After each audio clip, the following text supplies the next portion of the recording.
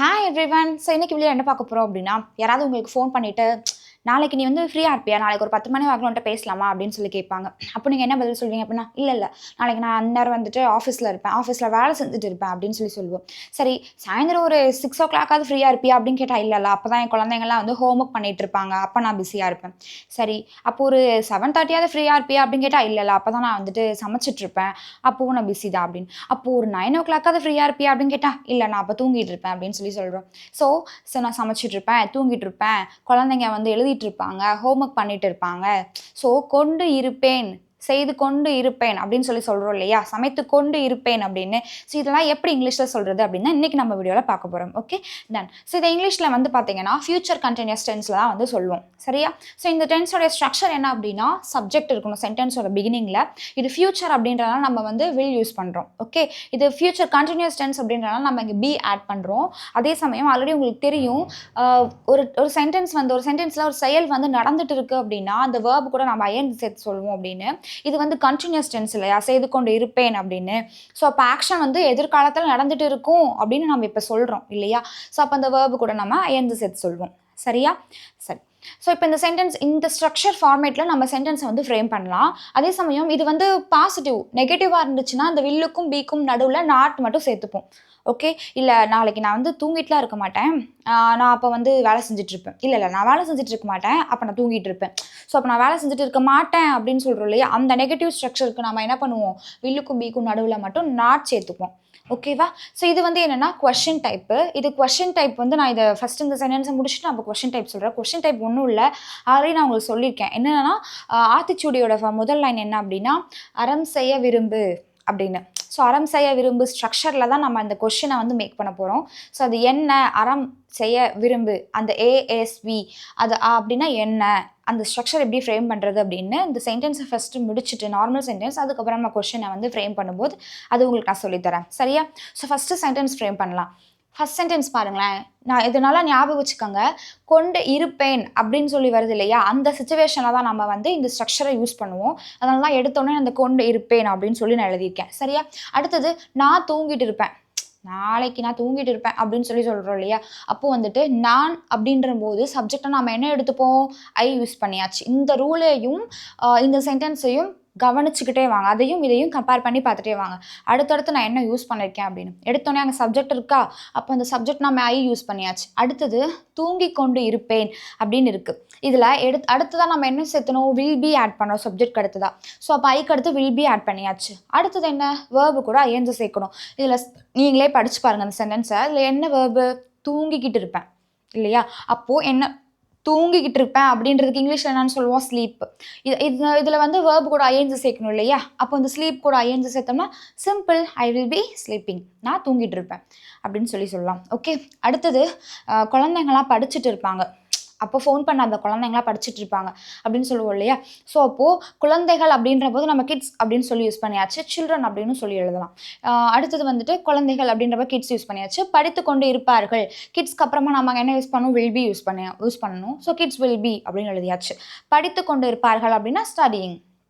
Okay, so அப்போது kids will be studying, குழந்தைங்க படிச்சுட்டு இருப்பாங்க அப்படின்னு சொல்லும்போது கிட்ஸ் வில் பி ஸ்டடியிங் அப்படின்னு சொல்லலாம். ஸோ இன்னும் நம்ம நிறைய எக்ஸாம்பிள்ஸ் என்னென்னு பார்க்கலாம். ஷீ வில் பி ஒர்க்கிங் அப்படின்னு இருக்கு. ஷீ வில் பி ஒர்க்கிங்னா அவள் வேலை செய்து கொண்டு இருப்பாள். My mom will be cooking அப்படின்னு இருக்கு. அப்போது என்னோட அம்மா சமைச்சிட்டு இருப்பாங்க. அடுத்தது தே வில் பி பிளேயிங், அவர்கள் விளையாடி கொண்டு இருப்பார்கள். We will be going to Ooty, நாங்கள் இந்நேரம்லாம் வந்து நாளைக்கு ஊட்டிக்கு போயிட்டுருப்போம் அப்படின்னு சொல்லுவோம் இல்லையா, அப்போது நாளைக்கு நாங்கள் ஊட்டி போயிட்டுருப்போம் அப்படின்னு சொல்லும்போது we will be going to Ooty அப்படின்னு சொல்கிறோம். அடுத்தது ராமு வில் பி வாட்சிங் டிவி, ராமு வந்து டிவி பார்த்துட்டு இருப்பான் அப்படின்னு சொல்கிறது. அடுத்து இப்போது இதை வந்து சமைச்சிட்டு இருப்பான், பார்த்துட்டு இருப்பாங்க, டிவி பார்த்துட்டு இருப்பான், ஊட்டிக்கு போயிட்டு இருப்பேன் அப்படின்னு சொல்கிறோம் இல்லையா. ஸோ இதில் வந்து ஒரு கீவேர்டை நம்ம ஆட் பண்ணி சொல்லுவோம். என்ன அப்படின்னா ஒன்றும் இல்லை, அட் திஸ் டைம் அப்படின்னு சேர்த்து சொல்லுவோம். அதாவது நம்ம சொல்லும் பொழுது என்னென்னா ஃப்யூச்சரில் இதை மோஸ்ட்லி எப்படி யூஸ் பண்ணுவோம் அப்படின்னா, நாளைக்கு நான் இந்நேரம் எழுதிட்டு இருப்பேன், நாளைக்கு இந்நேரம் நான் தூங்கிட்டு இருப்பேன், அடுத்த வாரம் இந்நேரம் நான் திருப்பதி டூர் போயிட்டுருப்பேன், அடுத்த மாதம் இந்நேரம் நான் டிஎன்பிஎஸ்சி எக்ஸாம் இந்நேரம் எழுதிட்டு இருப்பேன், இல்லைன்னா அடுத்த வருஷம் இந்நேரம் நான் வந்து ஃபாரின் ஜாபுக்கு வந்து போயிருப்பேன் அப்படின்னு சொல்கிறோம் இல்லையா? ஸோ இப்போது அடுத்த மாதம் இந்நேரம், அடுத்த வாரம் இந்நேரம், அடுத்த வருஷம் இந்நேரம், நாளைக்கு இந்நேரம் அப்படின்னு சொல்கிறோம் இல்லையா? அந்த இடத்துல தான் நம்ம இந்த அட் திஸ் டைம் வந்து யூஸ் பண்ணுறோம். சரியா? So at this time tomorrow அப்படின்னா நாளைக்கு இந்நேரம். At this time next week அப்படின்னா அடுத்த வாரம் இந்நேரம். Okay, at this time next year அப்படின்னா அடுத்த வருஷம் இந்நேரம். At this time next month அப்படின்னா அடுத்த மாதம் இந்நேரம். ஓகே, ஸோ இது எதிர்காலத்தில் வரக்கூடிய நாட்களை தான் நம்ம எடுத்துப்போம். சரியா? இதை வந்து இந்த கீவேர்ட்ஸை யூஸ் பண்ணி நம்ம அடுத்து ஒரு சென்டென்ஸ் நான் சொல்கிறேன் பாருங்கள். ஐ will be writing public exam at this time next month. அடுத்த மாதம் இந்நேரம்லாம் நான் பப்ளிக் எக்ஸாம் எழுதி கொண்டு இருப்பேன் அப்படின்னு சொல்லியிருக்கு. ஸோ சப்ஜெக்ட் வந்து ஐ யூஸ் பண்ணியாச்சு, வில் பி எடுத்தாச்சு. அடுத்தது வந்துட்டு வேர்ப் கூட ஐஎன்ஜி சேர்க்கணும். எழுதி கொண்டு இருப்பேன் அப்படின்றனால நம்ம ரைட்டிங்னு எழுதியாச்சு. ஐ வில் பி ரைட்டிங் என்ன எழுதிட்டுருப்பேன்? பப்ளிக் எக்ஸாம் எழுதிட்டுருப்பேன். அப்போ public exam, I will be writing public exam at this டைமை வந்து இங்கே ஆட் பண்ணணும். அட் திஸ் டைம் ஆட் பண்ணிவிட்டு எப்போ? அடுத்த மாதம் இந்நேரம். அதனால் நம்ம நெக்ஸ்ட் மந்த் அப்படின்னு போட்டாச்சு. So I will be writing public exam at this time next month. Okay, அடுத்த மாதம் இந்நேரம் நான் பப்ளிக் எக்ஸாம் எழுதி கொண்டு இருப்பேன் அப்படின்னு. ஸோ இப்போ இந்த சென்டென்ஸ் எல்லாமே நம்ம நெகட்டிவில் சொல்லலாமா? She will not. ஸோ இந்த வில் பி இருக்கு இல்லையா? இந்த வில்லுக்கும் பிக்கும் நடுவில் நம்ம நாட் சேர்க்கணும். அப்போது அது என்னவா மாறும்? வில் நாட் பி அப்படின்னு சொல்லி மாறும். அப்போது she will not be working. She will not be working அப்படின்னு சொல்லி சொல்கிறது. அடுத்தது my mom will not be cooking. ஏமா சமைச்சிட்டு இருக்க மாட்டாங்க. They will not be playing. அவர்கள் விளையாடி கொண்டு இருக்க மாட்டார்கள்.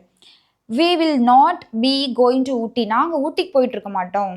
இப்போது இப்படி சொல்லலாமா? நான் நாளைக்கு வந்து அந்த டைமில் நான் சமைச்சிட்டு இருக்க மாட்டேன், நான் வந்து அப்போ தூங்கிட்டு இருப்பேன் அப்படின்னு சொல்லும்போது I will not be cooking அப்படின்னு சொல்லலாம். I will not be cooking, I will be sleeping அப்படின்னு சொல்லலாம். நான் சமைச்சிட்டு இருக்க மாட்டேன், நான் தூங்கிட்டு இருப்பேன் அப்படின்னு சொல்லும்போது I will not be cooking, I will be sleeping அப்படின்னு சொல்லலாம். அடுத்தது ராமு வில் நாட் பி வாட்சிங் டிவி.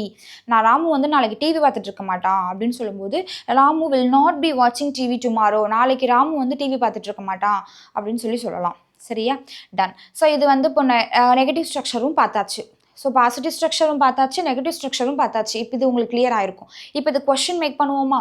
டன். ஸோ இப்போ வந்து பாருங்களேன், நாளைக்கு இன்னொரு வேலை செஞ்சிட்ருப்பியா அப்படின்னு சொல்லி கேள்வியாக கேட்குறோம்.